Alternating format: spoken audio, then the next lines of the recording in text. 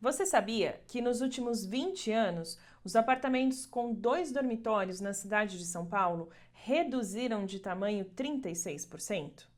E se a gente olhar desde os anos 80, essa redução é ainda maior. Os apartamentos de 2 dormitórios em São Paulo ficaram 55% menores. Hoje aqui no canal nós vamos falar sobre essa tendência de microapartamentos e o principal de tudo, como escolher um imóvel que realmente faça sentido para o seu estilo de vida. Eu sou a Aline Borbalan, especialista em imóveis e crédito habitacional, e se você quer entender melhor o mercado imobiliário, já aproveita, se inscreve aqui no canal, ativa o sininho, porque toda semana nós traremos por aqui muitas tendências, muitas notícias que com certeza vão te ajudar a transformar a mudança de endereço em mudança de vida. Para nos ajudar nessa análise, então, os dados que nós veremos agora faz parte de um estudo anual de uma fonte super segura. São dados do Anuário do Secov, divulgados agora no final de 2024. Em 1980, os apartamentos de 2 quartos em São Paulo tinham, em média, 75 metros quadrados. As plantas privilegiavam área de serviço separada, corredores amplos, sala espaçosa e quartos super bem distribuídos. Já em 1990, essa média caiu para 58 metros quadrados e os ambientes começaram a se compactar. A área de serviço encolheu e a sala perdeu espaço. Nos anos 2000, já estávamos ali na casa dos 55 metros quadrados de tamanho médio de um apartamento de 2 dormitórios em São Paulo. A gente consegue observar a integração de ambientes começando a aparecer. Foi em 2010 que a média caiu para 49 metros quadrados. As varandas ficaram menores e a circulação bastante reduzida.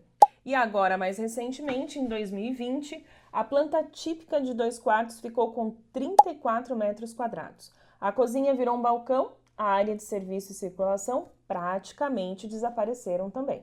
Bem, e segundo dados da pesquisa, foi apurado então em 2024 que 83% de todos os apartamentos novos lançados na cidade de São Paulo com 2 dormitórios apresentaram tamanhos menores que 45 metros quadrados. E a que se deve tudo isso? Bem, nós temos aí como grandes fatores a valorização do metro quadrado urbano, ou seja, o preço dos terrenos, o custo da construção, que está bastante elevado, não só no quesito dos materiais, mas também o custo de mão de obra, os novos arranjos familiares. Temos visto aumentar nas pesquisas do IBGE novos arranjos familiares, ou seja, com queda da taxa de natalidade, as famílias agora têm menos filhos. Temos a participação de muito mais solteiros na população e também o aparecimento de pets. E um outro fator que também contribui bastante para a redução do tamanho dos apartamentos aqui em São Paulo se dá devido à localização.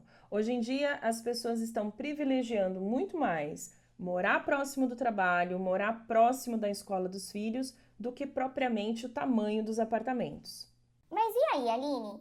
Tem então algum tamanho ou alguma recomendação específica para o meu arranjo familiar, para o meu estilo de vida? Bem, agora eu vou trazer algumas dicas de acordo com alguns perfis. Vamos só dar uma conferida nisso. Para pessoas solteiras, é muito recomendável plantas inteligentes, 30 a 35 metros, projetos que possam proporcionar para essas pessoas funcionalidade. Então, lavanderia coletiva, portaria 24 horas para receber as suas entregas, mini supermercado facilita muito o dia a dia dessas pessoas e a proximidade, como eu citei aqui, de projetos próximos a transporte público. Já para casais, uma dica aqui são plantas com tamanhos entre 45 e 55 metros. Plantas com 2 dormitórios, onde esse casal possa, a partir daquele imóvel, já receber o primeiro filho sem precisar planejar uma mudança tão rápida.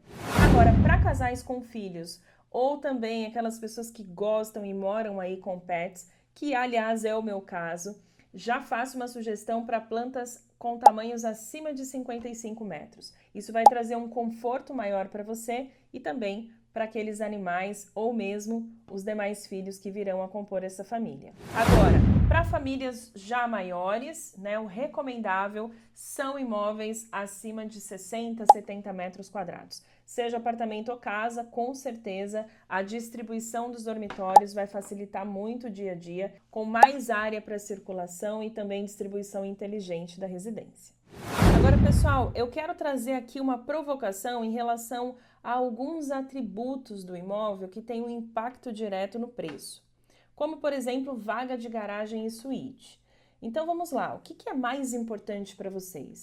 Fazer um planejamento realmente de uma mudança, né? Um crescimento de patrimônio, uma mudança de vida que traz tanta representatividade, ou postergar esse sonho em função de um único atributo? Então, hoje a gente observa aqui em São Paulo muita produção de imóveis sem a vaga de garagem. E fica aqui a minha provocação para vocês. Vocês preferem priorizar essa vaga de garagem, né? E de repente tá pagando um aluguel e tá postergando o crescimento desse patrimônio? Ou vocês conseguiriam, né, já iniciar essa jornada, já trazer toda a transformação que a mudança de endereço proporciona, se abrisse mão daquela vaga naquele momento, mas que você poderia, por exemplo, estar morando num projeto que tem, né, um metrô a 300, 500 metros e você não está sabendo. Então, prestem bastante atenção nisso, porque muitas vezes a gente deixa de fazer essa grande escolha e lá na frente a gente se arrepende disso. O mesmo eu estendo para a suíte, né? É necessário aquela suíte nesse primeiro imóvel, nesse exato momento? A mesma questão, o terceiro dormitório.